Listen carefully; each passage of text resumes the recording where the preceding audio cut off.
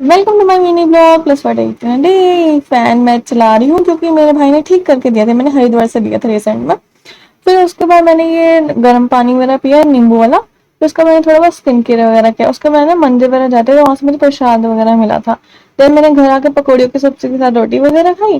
फिर उसके बाद ये ना मुझे कुछ मैंने मंगाया था, उसमें से निकला वगैरह था, तो मेरे को बॉल वगैरह बड़ी अच्छी लगी। फिर उसका मेरी मम्मी कढ़ी वगैरह बनाई थी, मैंने मम्मी की थोड़ी बहुत हेल्प वगैरह करी। तो बस कढ़ी चावल का टेस्ट वगैरह भी करना जरूरी है ना। हाँ, तो उसमें मैंने चाय वगैरह पी। फिर उसके बाद थोड़ा बहुत पढ़ने वगैरह बैठी वगैरह।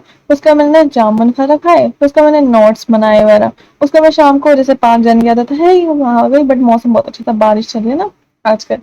फिर उसके बाद मैं मेरी मम्मी ने कुछ सामान वगैरह मंगाया था, वो लेके आई। फिर उसका हाँ सामान में वर्मिसेली और डोनट लाई थी, तो वर्मिसेली खाई। उसके बाद मैंने एक डोनट वगैरह खाया।